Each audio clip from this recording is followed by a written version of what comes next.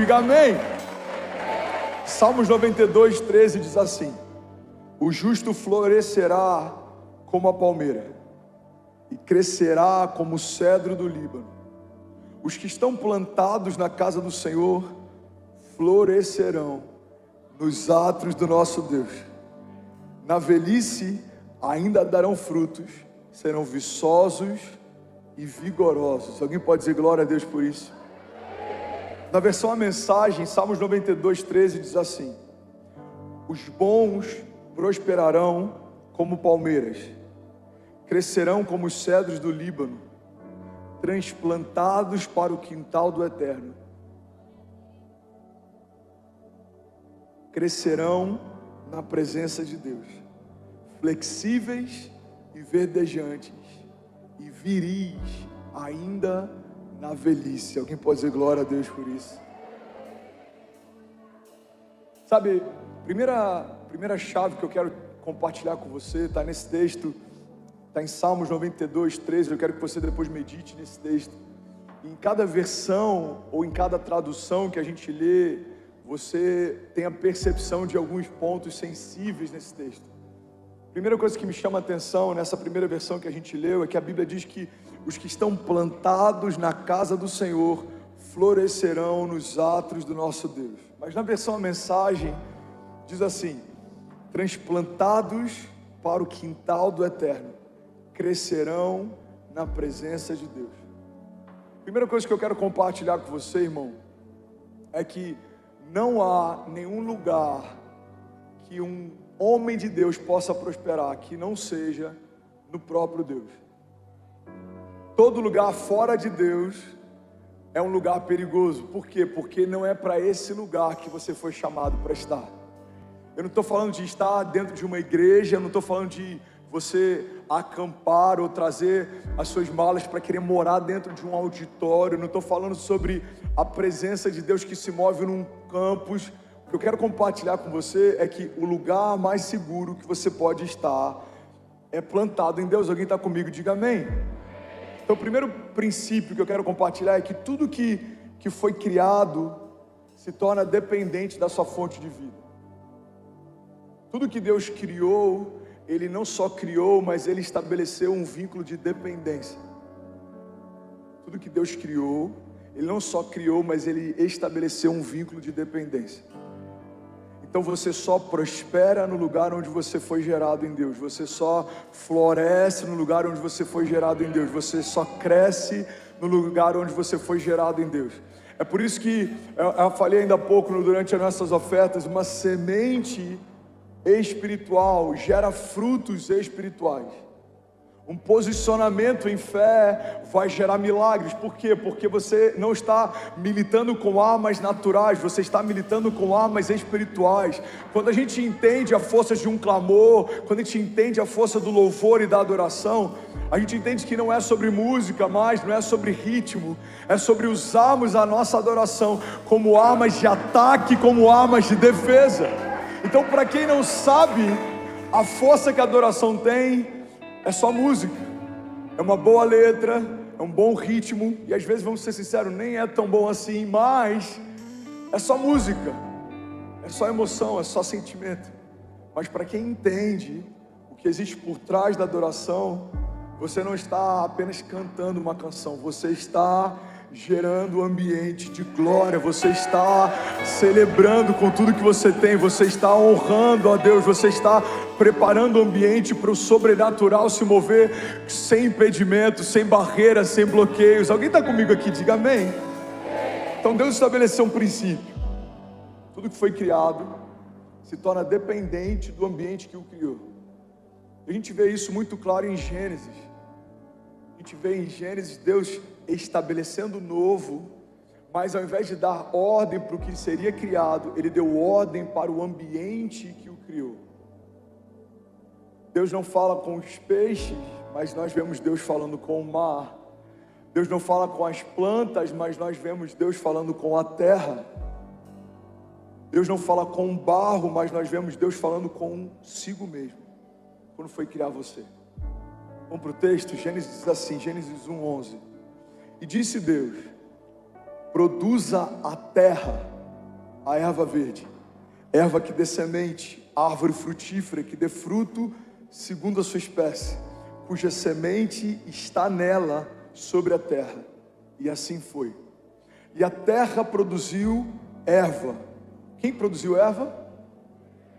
E a terra produziu erva, erva dando semente conforme a sua espécie, e a árvore frutífera cuja semente está nela, conforme a sua espécie. Deixa eu só abrir um parênteses, porque a Bíblia ressalta em 2 versículos esse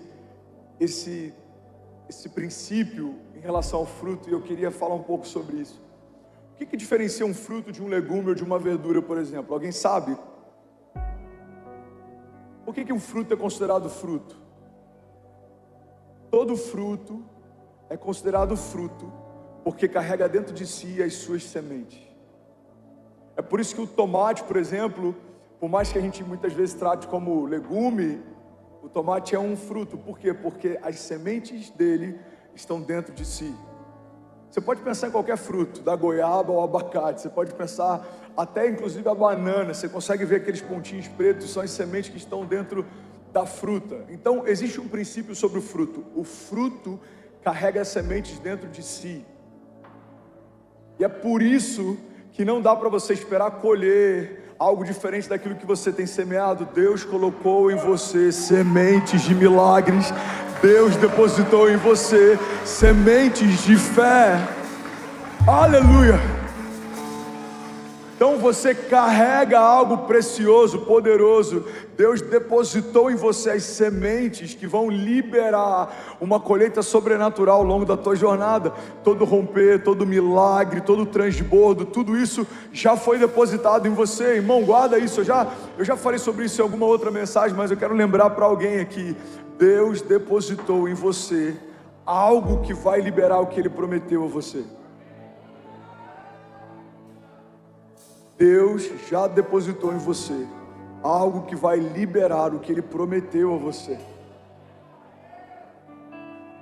Uma das orações que a gente vê na Bíblia em relação ao dom, por exemplo, é: Senhor, ativa em mim o dom que foi depositado. O dom já foi colocado, já existe uma porção de Deus sobre você, existem promessas de Deus sobre você, existe um desígnio de Deus sobre você. O que você precisa fazer? Você precisa colocar para fora o que Deus já colocou dentro, e você vai colher numa medida 30, 60, 100 vezes maior do que tudo que foi semeado. Alguém está comigo ainda? Diga amém. Então vamos voltar aqui, Gênesis 1:12 diz assim: a terra produziu erva, dando semente conforme a sua espécie, e a árvore frutífera, cuja semente está nela, conforme a sua espécie. E Deus viu que era bom, e foi a tarde e a manhã do terceiro dia. Gênesis 1:20, vamos pular um pouco. Versículo 20 diz assim: disse também Deus: encham-se as águas de seres vivos, e voem as aves sobre a terra e sobre o firmamento do céu. Assim Deus criou os grandes animais aquáticos e os demais seres vivos que povoam as águas, de acordo com as suas espécies, e todas as aves de acordo com as suas espécies. E Deus viu que era bom. Então Deus os abençoou, dizendo: sejam férteis e multipliquem-se, encham as águas dos mares e multipliquem-se as aves na terra. Passaram-se a tarde e a manhã, e esse foi o quinto dia. Versículo 24. E disse Deus: produza a terra seres vivos de acordo com a sua espécie, rebanhos domésticos, animais selvagens e os demais seres vivos da terra, cada um de acordo com a sua espécie. E assim foi. Versículo 25. Deus fez os animais selvagens de acordo com as suas espécies, os rebanhos domésticos de acordo com as suas espécies, os demais seres vivos da terra de acordo com as suas espécies. E Deus viu que era bom. Versículo 26. Aqui tem uma chave poderosa. Então disse Deus: façamos o homem à nossa imagem, conforme a nossa semelhança. Domine ele sobre os peixes do mar, sobre as aves do céu, sobre os grandes animais de toda a terra e sobre todos os pequenos animais que se movem rente ao chão. Criou Deus o homem à sua imagem, a imagem de Deus o criou, homem e mulher os criou. Alguém pode dizer glória a Deus por isso? Não, se for para Jesus, você pode fazer melhor. Aleluia, aleluia. Bom, pega isso aqui, porque isso é uma chave poderosa. Deus dá uma ordem para o mar, para que o mar estabeleça todo tipo de espécie que vai conviver nele. Deus dá uma ordem para a terra, que a terra gere todo tipo de erva e árvore frutífera que vai conviver nela. Deus dá uma ordem para que da terra sejam criados todos os seres viventes que vão se movimentar nela. Deus, Ele fala consigo mesmo, com Ele, com o seu Filho e com o Espírito Santo. Alguns vão dizer, pastor, mas o Filho de Deus só veio na nova aliança. Não, o Filho de Deus está desde o princípio. João diz que no princípio Ele era o Verbo estava com Deus, o Verbo era Deus, e foi através dele que tudo que foi feito se fez. No primeiro dia, quando Deus diz, haja luz, e houve luz, a Bíblia não diz que houve separação entre dia e noite. A Bíblia diz que no princípio, quando Deus diz, haja luz, houve separação entre luz e trevas. A luz do primeiro dia não é a luz do sol, o sol só foi criado dias depois. A luz do primeiro dia é Jesus, a luz dos homens. E é por isso que dias depois, quando Ele estabelece o sol, a lua e as estrelas, aí há uma separação entre dia e noite. O primeiro dia não é sobre os raios solares, o primeiro dia é sobre Jesus fazendo parte da toda a criação junto com seu Pai. É por isso que no primeiro dia Ele diz, filho, haja, manifeste-se, revele-se. E aí quando Ele vai criar o homem no sexto dia, Ele diz, façamos. O Espírito já pairava sobre a face das águas desde o princípio. O Filho foi revelado desde o primeiro momento. E então o Pai, o Filho e o Espírito Santo juntos fizeram você. Alguém está comigo aqui? Diga amém. Então pega isso aqui, irmão. Ele diz, façamos o homem segundo a nossa imagem e semelhança. Onde você foi feito? Você foi feito em Deus. Você foi feito em meio ambiente de presença. Você foi feito envolvido pelo Espírito Santo. Você foi feito imagem e semelhança do Filho de Deus. Pastor, ainda não peguei essa chave. Eu vou deixar ainda mais claro. Se você tira uma árvore da terra, por mais que as folhas permaneçam verdes por um tempo, não tem mais como frutificar. É impossível florescer quando você é removido do lugar que gerou vida para você. Se você tira um peixe da água, é impossível ele permanecer. Por quê? Porque o ambiente que gerou o peixe é a fonte de vida que estabeleceu dependência com ele. Alguns vão dizer, pastor, mas tem muita gente que não nasceu de novo em Deus e continua vivo. Sim, mas existem dois tipos de morte. Morte natural e a morte espiritual. Fomos feitos segundo o pó da terra. Então, se você não crê em Deus, você continua como um homem natural, se movendo sobre a terra. Mas passamos a viver depois que recebemos o sopro de vida. Se você é um homem espiritual, é impossível você se manter vivo espiritualmente se não estiver plantado no lugar da presença de Deus. Então, irmão, guarda isso aqui em nome de Jesus. Alguém está recebendo algo de Deus? Diga amém. Levante suas mãos e declare isso com autoridade. Diga, tudo que foi criado se tornou dependente da sua fonte de vida. Diga, peixes foram criados pelo mar, dependem dele para viver. Diga, árvores foram geradas pela terra, dependem dela para viver. Diga, eu fui gerado em Deus e eu dependo dele para permanecer de pé. Se você pegou isso, irmão, será que você pode celebrar Jesus no seu lugar? Não, de verdade, será que alguém pode, pelo amor de Deus, fazer barulho? Aleluia! Aleluia! Aleluia! Vamos lá, vamos começar.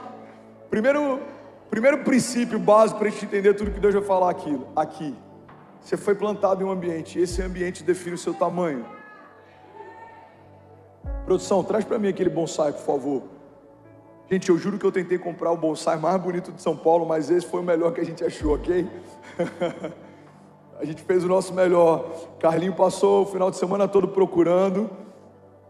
Eu sei, não é um bonsai tipo do mestre Miyagi, mas vai servir para a gente entender a ilustração, amém, gente? Que a gente está em São Paulo, né? Aqui tem um bairro da Liberdade. Falei, gente, eu preciso de um bonsai, mas eu quero aquele bonsai. Aí chegou esse aqui, eu falei... se a gente pegasse um cotoco de árvore e fincasse aqui, ninguém ia saber, ia dar no mesmo. Mas isso aqui é um bonsai, amém, gente? Isso aqui é um bonsai de uma árvore frutífera. Se chama gabiroba. Quantos aqui conhecem a gabiroba? Ok, é boa essa fruta? É boa? Eu fui apresentado hoje. Bom dia, gabiroba, tudo bem? Não tinha nem fruto pequenininho. Tinha um pé de romã que tinha um fruto pequenininho, mas eu falei, não, vamos na gabiroba, eu sinto que tem algo de Deus aqui nela, vai dar certo. Vocês estão felizes ainda? Diga amém. O que é um bonsai? Bonsai é uma árvore normal, que se tornou limitada no seu crescimento, por conta do lugar onde foi plantado. Então, existe um limite para o crescimento desse bonsai. Mas a mesma semente que gerou ele, se for colocado no ambiente certo, vai gerar uma árvore que tem até 20 metros de altura. Vou falar isso de novo, alguém vai pegar aqui do lado esquerdo. Deixa eu ver se tem algum incendiário aqui do lado esquerdo. A mesma semente, em um ambiente diferente, estabelece estaturas diferentes. A mesma semente, num ambiente diferente, estabelece tamanho de frutos diferentes. Deixa eu vir para o lado direito, deixa eu ver se tem algum incendiário aqui. Alguém está comigo? A mesma semente, num ambiente diferente, estabelece uma colheita diferente. A semente é a mesma, a genética é a mesma, a árvore é a mesma, o fruto é o mesmo, mas a estatura não, a colheita não, a dimensão não. Por quê, pastor? Porque um fruto de uma árvore como essa, em tamanho normal, natural, colocada sobre um galho como esse, não se sustentaria. Guarda isso em nome de Jesus. Tem gente que não cresce, dependendo do ambiente que está. Não é porque Deus está punindo você, Deus está cuidando de você. Porque se você não tem estrutura para suportar a força de um fruto, os frutos podem se tornar um peso. Você já conheceu alguém que começou no ministério, depois de um tempo aquilo que mais amava se tornou um peso, um fardo? Servia com paixão no início, depois de um tempo se tornou pesado. Eu estou na escala hoje, meu Deus, eu tenho que pregar hoje. Uau, tenho que pregar 3 vezes nesse domingo. Eu tenho que passar a madrugada orando, eu tenho que jejuar, eu tenho que me preparar. Irmão, é muito perigoso tentar frutificar de uma maneira natural, ou seja, na medida que Deus chamou para frutificar, mas você permanecer num ambiente que te limita. Por quê? Porque os frutos que seriam uma bênção se tornam fardo. Você quer um exemplo para isso? Alguém que orava para ter uma família, saiu desse ambiente de consciência da graça Deus me deu uma família, Deus me deu um casamento, Deus me deu filhos. Se você sai desse lugar de gratidão, o que acontece? A sua família se torna um fardo. Você começa a reclamar daquilo que um dia chorando você pediu para ter.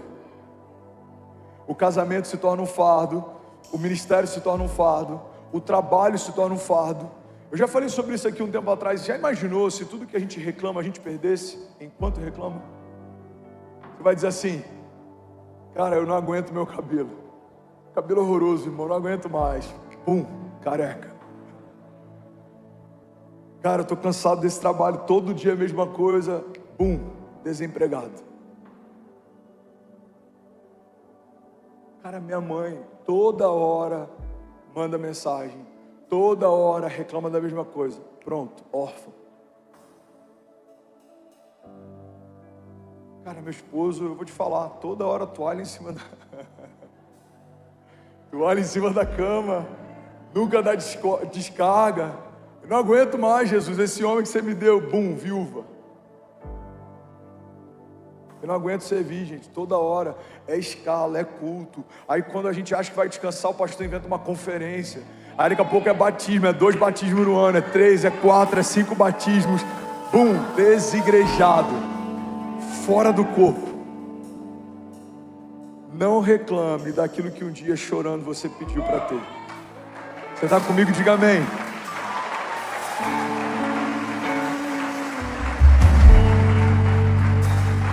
Pastor Márcio, ele sempre diz para os pastores: filho, se algum obreiro, se algum voluntário está reclamando demais, que está pesado, pode ter certeza, alguma área dele está desalinhada ou em pecado, porque o que cansa é o pecado. O ministério te renova, a presença te renova, o fluir te renova, servir renova. Agora o pecado cansa.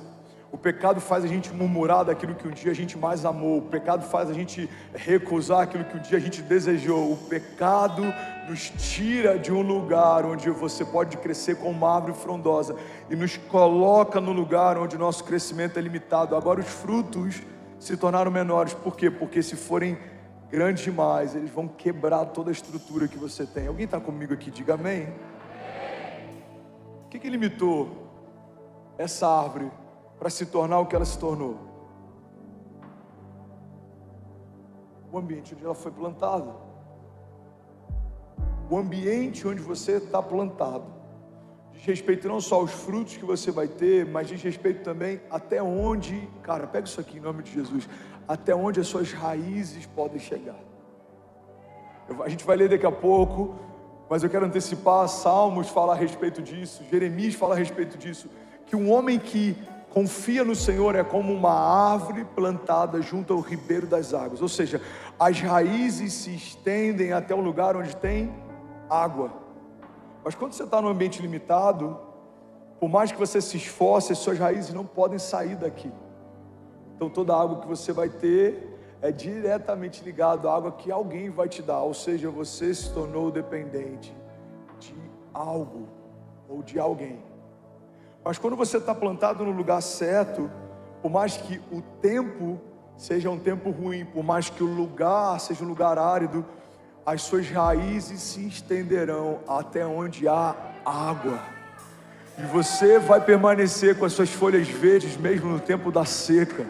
A Bíblia diz: o homem que confia no Senhor, o homem que teme o Senhor é feliz e próspero em tudo que faz. É como uma árvore plantada junto aos ribeiros das águas, que mesmo no tempo da seca, as suas folhas permanecem verdes e ele dá o fruto certo no tempo certo. Alguém está percebendo Jesus se movendo aqui nessa manhã? Você pode celebrar Jesus no seu lugar. Vamos, alguém. Aleluia. Então pega essa chave, irmão.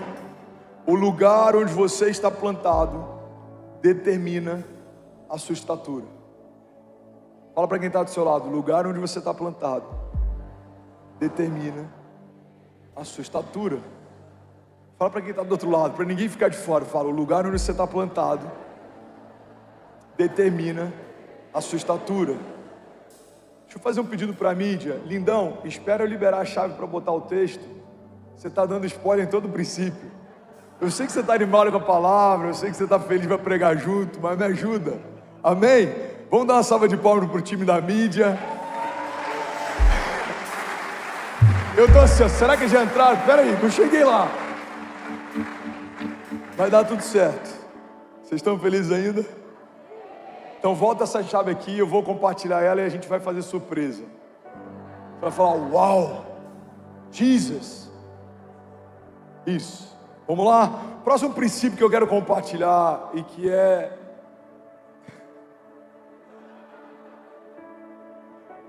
muito importante.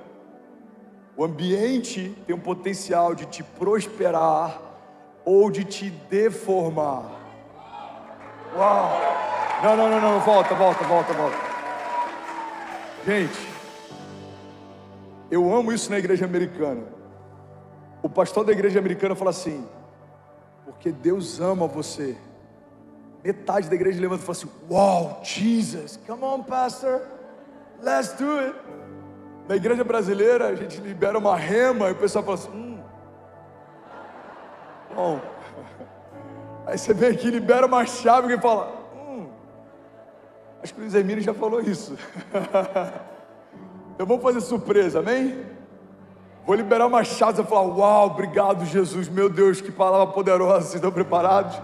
Vamos lá? Ô mídia, volta aí meu filho. Vou pregar sobre ansiedade domingo que vem, tá? Não falta esse culto, pessoal da mídia. Próxima chave, o ambiente tem o potencial de te prosperar ou de te deformar. Come on. Jesus! Não, se for para Jesus, você pode fazer melhor. Aleluia! Aleluia! Aleluia! Glória a Deus! Glória a Deus! Fala para quem está do seu lado. O ambiente que você está plantado tem o potencial de te prosperar ou te deformar. Então não reclame da colheita do seu vizinho se ele está gastando mais tempo para preparar o solo do que você. Não compare a tua jornada com o do seu irmão se ele está gastando mais tempo preparando o solo do que você. Porque você é responsável por estabelecer um ambiente que vai determinar o tamanho das suas raízes, dos seus frutos, a dimensão da sua colheita. Sabe, eu lembro que na minha primeira igreja onde a gente liderou, eu e a Kezinha, a esposa do pastor, ela tinha um sonho. E o sonho dela era ir para Israel. E aí um dia a gente estava num encontro na casa dos pastores e conversando, e ela falou, meu sonho é ir para Israel, meu sonho é ir para Israel. E aí em algum momento eu falei, deixa eu perguntar para a pastora se ela tem passaporte. Eu falei, pastora, você tem passaporte? Ela falou, não filho, não tenho. Eu falei, então sua expectativa não faz sentido. Você está esperando que Deus quebre um princípio. Deus não vai te transportar para Israel se você não tiver autorização para entrar. Então compra o passaporte, faz o passaporte, que a partir do passaporte algo vai acontecer. Você recebe isso? Ela falou, amém, eu recebo. Sabe o que aconteceu? A gente mobilizou os jovens, a gente vendeu trufas de chocolate, a água mineral no sinal, a gente fez tudo que você imaginar, lava-jato na frente da igreja por semanas, e a gente conseguiu levantar o recurso, e a gente enviou os nossos pastores para Israel, e eles tiveram a primeira viagem internacional dele para a Terra Santa. Mas sabe por que eles entraram lá? Porque eles fizeram passaporte. E Deus me deu uma chave no meio daquela experiência. Não peça para que chova se você ainda não preparou os campos para a chuva. Tem chuvas que Deus ainda não enviou, irmão, porque o seu campo não está preparado para recebê-las. Numa semeadura, se você prepara o campo, arou o campo, se você preparou uma boa semente, a chuva é um presente, mas se você não está preparado, a chuva pode se tornar uma desgraça. Tem muita gente clamando para que Deus derrame chuvas, mas Deus está dizendo: eu estou esperando você preparar os campos. Alguém pega isso aqui em nome de Jesus. Você precisa se preparar para receber, você precisa se preparar, porque a minha medida é inesgotável, nunca acaba, não para, não para, não para, mas o teu posicionamento define seus limites.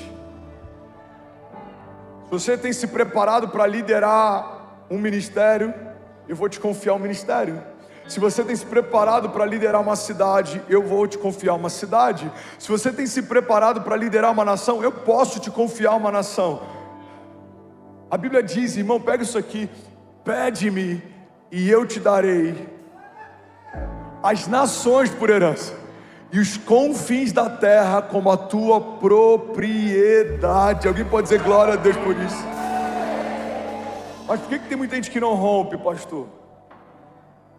Tem muita gente que não rompe porque só se move no natural. Tem muita gente que não rompe porque só se move no natural. Eu preciso fazer contas. Se as contas disserem que dá para ir, eu vou. Se as contas disserem que não faz sentido, eu fico. Eu vou pedir opiniões. Se as opiniões me derem uma motivação, eu vou. Se as opiniões abaterem o meu coração, eu fico. O problema, irmão, da gente caminhar debaixo de promessas sobrenaturais, é que a medida aumenta, a régua é outra.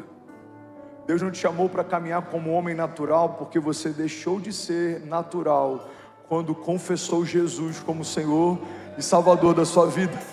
Nós morremos para a velha vida e nós nascemos para o novo de Deus. Você foi justificado pelo sangue de Jesus, você foi lavado pelo sangue de Jesus, você se tornou uma nova criatura, você foi estabelecido a partir de uma nova natureza. Então uma nova natureza se alimenta de novos alimentos. Você recebeu novas vestes, você recebeu uma nova mentalidade. A Bíblia diz: transformai-vos pela renovação do vosso entendimento, para que possam experimentar qual é a boa, agradável e perfeita vontade de Deus. Bill Johnson diz que a nossa mente é um ótimo servo, mas é um péssimo senhor. Para quem quer caminhar pela fé, a mente se torna um problema se ela não estiver sujeita ao Espírito. Alguém pega isso aqui comigo em nome de Jesus. Para quem quer caminhar ao lado de um Deus de milagres, se a sua mente não estiver sujeita ao seu Espírito, você não vai se mover por aquilo que crê, você vai se mover por aquilo que vê. A mente não pode assumir um papel de governo na construção da história de um homem de Deus. Por quê? Porque a mente, ela vai discernir aquilo que o Espírito falou. Paulo diz: quando nós oramos no Espírito, essa oração é infrutífera para a nossa mente, mas ele edifica o nosso espírito. É como o Espírito de Deus falando ao nosso espírito a respeito das coisas de Deus. Então o Espírito de Deus está conectado ao nosso espírito, nos dando impressões. Sabe quando se fala: eu tenho uma impressão no meu espírito? O que é uma impressão? Uma impressão é quando o seu espírito está dizendo para você: não vá, não faça, não entre, não compre. Ou então ele está dizendo: avance, sou eu quem abri essa porta, é de Deus, faça, se mova, não tenha medo. Um homem espiritual precisa se mover segundo impressões espirituais. Pastor, mas a Bíblia diz que numa multidão de conselhos há sabedoria. Sim, mas você precisa acessar uma multidão de conselhos de homens espirituais. Homens que acessam os céus, homens que ouvem os céus, te darão um conselho dos céus. Homens que são naturais te darão conselhos naturais. Você quer um exemplo de um conselho natural que pode roubar, abortar um destino profético? Pedro e Jesus. Jesus fala: olha, eu vou ser entregue nos próximos dias, eu vou ser vendido, vou ser crucificado. Pedro fala: não, Senhor, de forma alguma. nós não vamos permitir que isso aconteça. Isso é um bom conselho, mas é um conselho natural. O conselho de Pedro está dizendo para Jesus: a gente não vai permitir que você seja vendido e morto. Mas esse era o plano de Deus. A cruz não foi um engano, a cruz foi o propósito. A cruz não aconteceu por acaso. Jesus veio para ser crucificado. A palavra já dizia: maldito é todo aquele colocado sobre o madeiro. A maldição da criação veio sobre Jesus naquele lugar, e a bênção de Deus veio sobre a criação a partir daquele dia.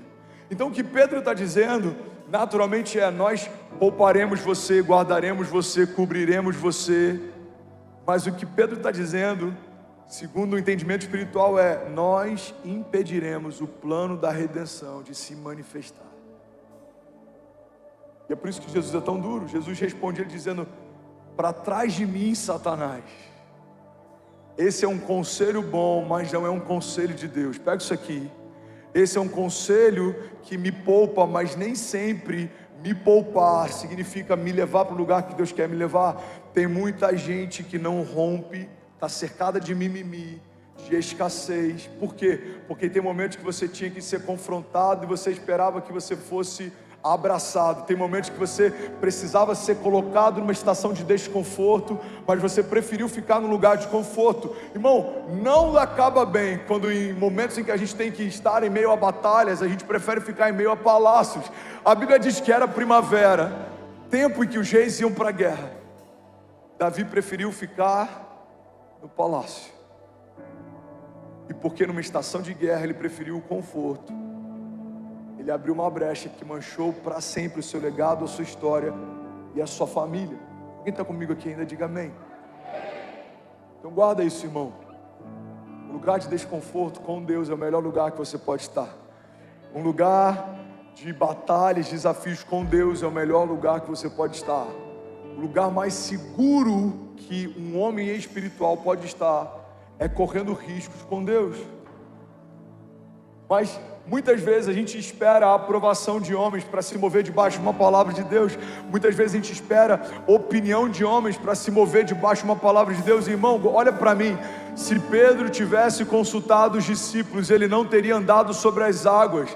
Porque se todos eles tivessem a mesma coragem que Pedro teve, quando eles viram Pedro andando sobre as águas, teriam se lançado do barco também. Você já parou para pensar que eles não só não tiveram ousadia para dar o primeiro passo, como também não tiveram ousadia para seguir Pedro depois que ele foi?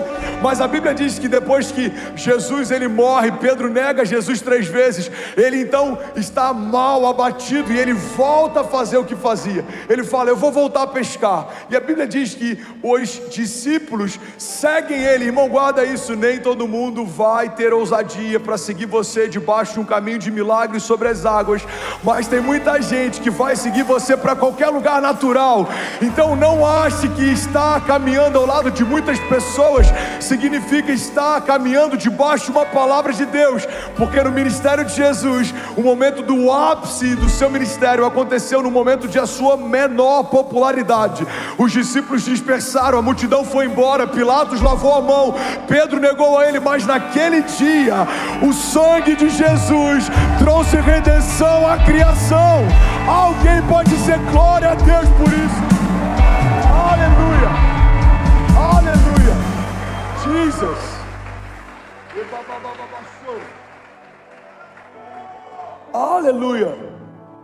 Não é sobre prosperidade, não é sobre quantidade, não é sobre bom conselho natural, é sobre caminharmos debaixo de uma dinâmica sobrenatural. Tem muita gente que não rompe, porque só se move no natural. Para que você foi chamado?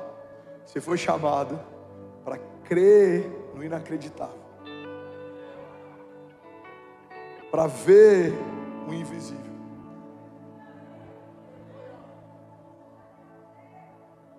André, eu não estou vendo nada do que você falou. Pois é invisível aos olhos naturais, mas você precisa discernir pelo Espírito.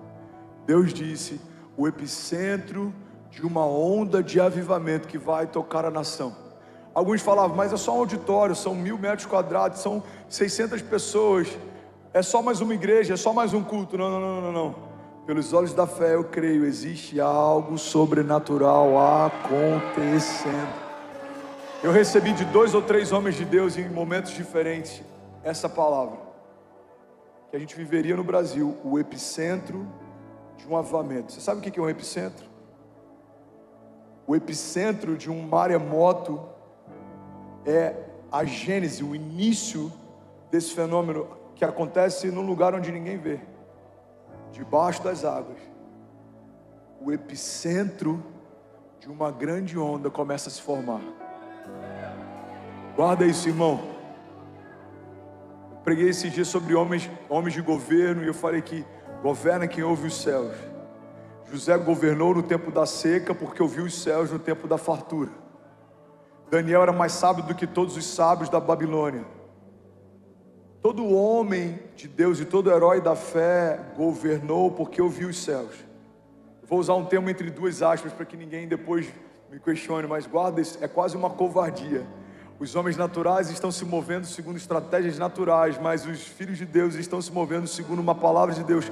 Aquele que passeia na eternidade, aquele que fez os céus e a terra, aquele que está no seu futuro esperando você chegar, está liberando para você palavras, e eu vou botar entre aspas, dicas. Ele está dizendo, não vai por aí, não entre nisso, não faça isso, faça, compre, venda, conecte, não conecte, se aliancie, não se aliancie.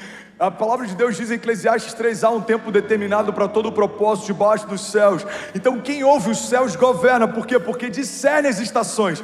A palavra de Deus diz que o sábio discerne o tempo e o modo de todas as coisas. Igreja, guarda isso aqui em nome de Jesus. Quem discerne estações evita frustrações.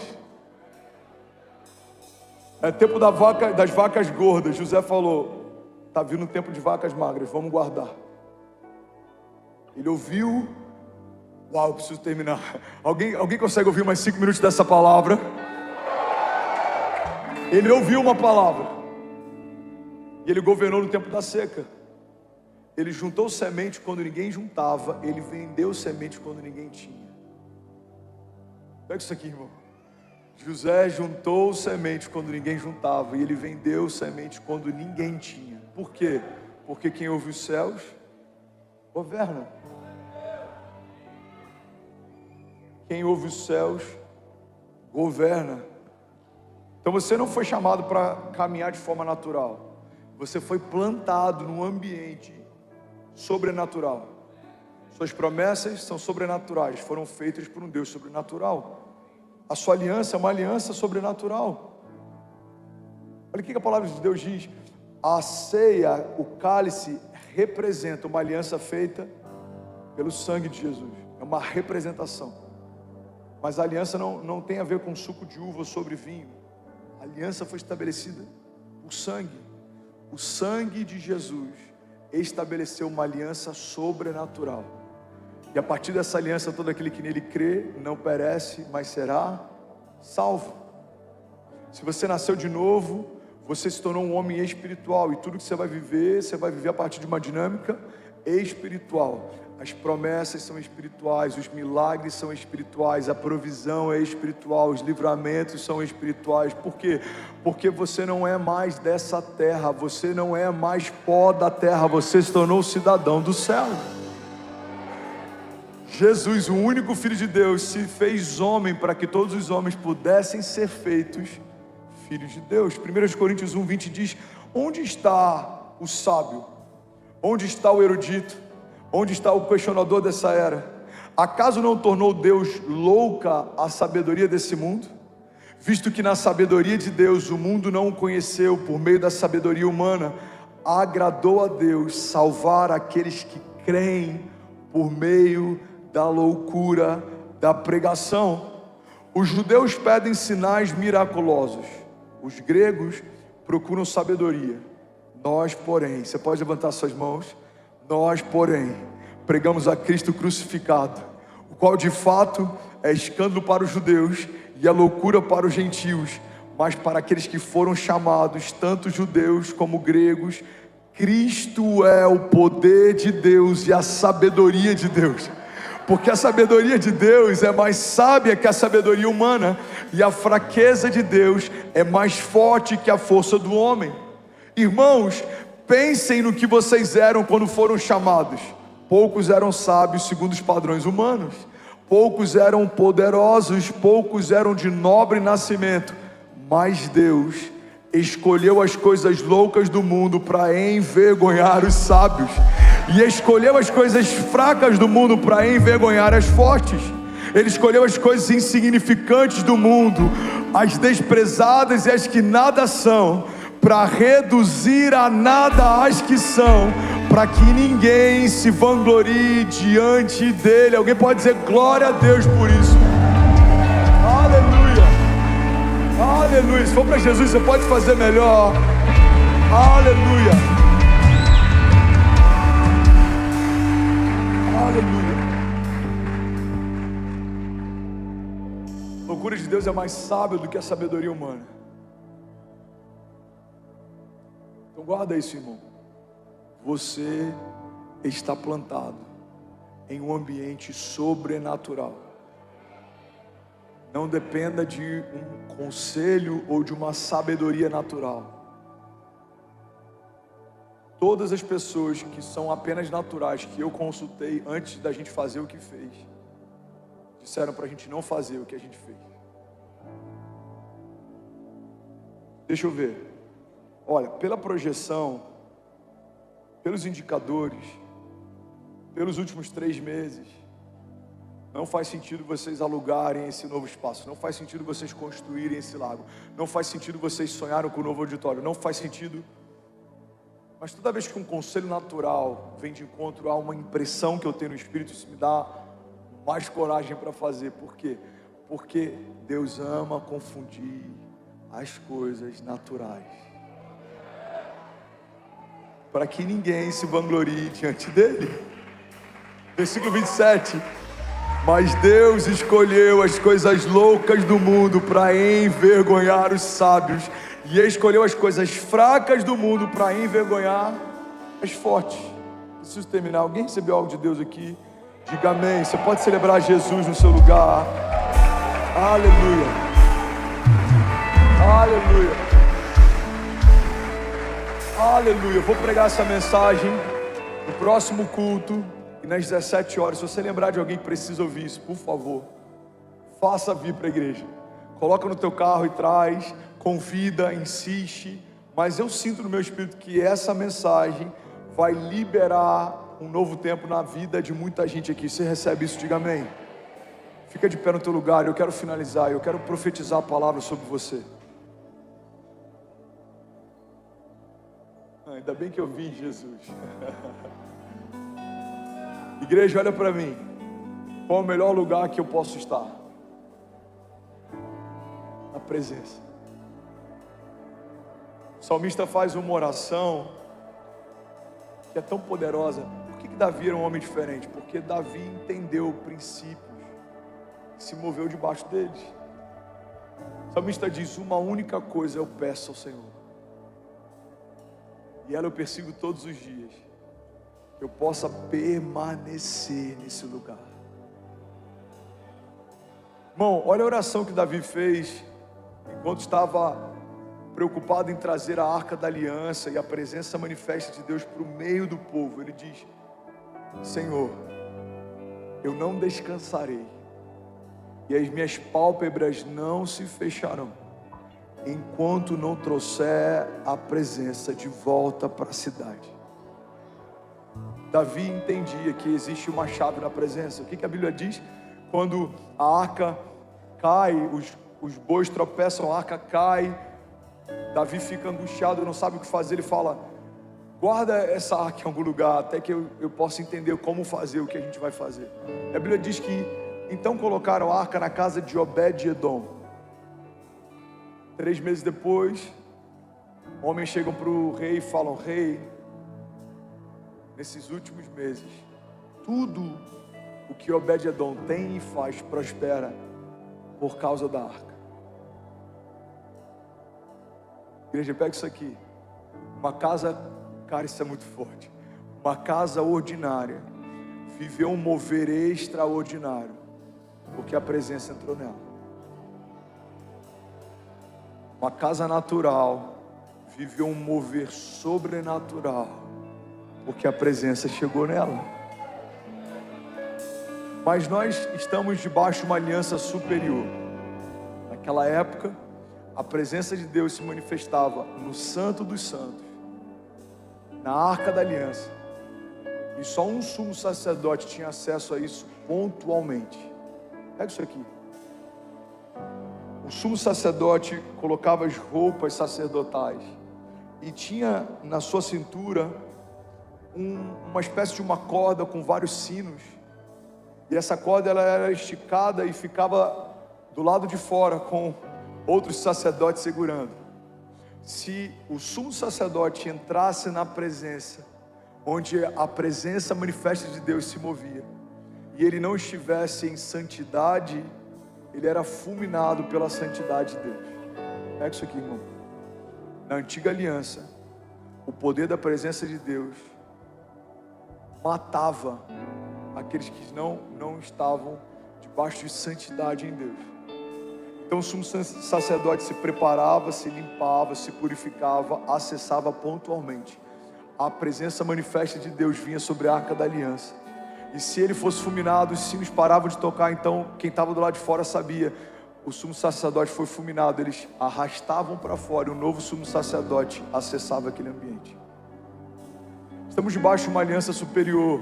Hoje, para você ter acesso à presença, você não é escolhido a dedo, não precisa ser um sumo sacerdote, viajar até um lugar distante e acessar o átrio onde a presença de Deus está, não. Se você confessar Jesus como seu único e suficiente Salvador, você foi escolhido em Deus, separado por Deus, você nasceu de novo, e por isso você pode entrar com confiança na sala do trono de Deus, entendendo que pelas pisaduras dele você foi sarado, que pelo sangue dele você foi justificado, que pelo sacrifício de Jesus você foi comprado. Você não é mais escravo, agora você é filho. Você não é mais cativo, agora você é livre. Você não está mais perdido, você foi encontrado. A Bíblia diz: não foram vocês quem me escolheram, mas eu escolhi a vocês. Vocês amam porque eu amei primeiro. Deus está dizendo: eu sonhei com você, eu escolhi você, eu preparei você, eu desejei você, eu desenhei você. E quando você se perdeu, filho, eu resgatei você. Eu paguei o preço que era necessário e eu te trouxe de volta para esse lugar. Alguém está comigo aqui? Diga amém. Aleluia. Então pega isso aqui, igreja. O salmista está dizendo: é nesse lugar que eu quero permanecer todos os dias da minha vida. Estava debaixo de uma antiga aliança. Nós estamos debaixo de uma aliança superior, ou seja, a presença não é mais um lugar de visitação. Vou falar isso de novo. Quem está pegando isso aqui, diga amém. A presença não é mais um lugar de visitação. A presença se tornou um lugar de habitação. Você não vai visitar, você vai habitar. Você não vai de vez em quando acessar a presença, não. Você foi chamado para habitar na presença. Você recebe isso? Jeremias 17:7. É nesse lugar que você foi plantado. Fomos plantados no lugar da presença, porque fomos gerados nela. Lembra da primeira passagem que a gente leu aqui? Gênesis. Façamos o homem segundo a nossa imagem e semelhança. Você foi criado em Deus. Você só prospera em Deus. Você foi gerado em Deus. Você só frutifica em Deus. Você foi gerado em Deus. A sua vida só tem sentido em Deus. Jeremias 17:7 diz: bendito o homem que confia no Senhor e cuja confiança é o Senhor, porque será como uma árvore plantada junto ao ribeiro das águas, que estende as suas raízes para o ribeiro e não receia quando vem o calor, mas as suas folhas ficam verdes, e no ano da sequidão não se fadiga nem deixa de dar fruto. Alguém pode dizer glória a Deus por isso? Eu quero finalizar aqui. Salmos 1 diz assim: como é feliz aquele que não segue o conselho dos ímpios e não imita a conduta dos pecadores, nem se assenta na roda dos zombadores. Ao contrário, A sua satisfação está na lei do Senhor, e nela medita de dia e de noite. É como uma árvore plantada junto ao ribeiro de águas correntes, dá o fruto certo.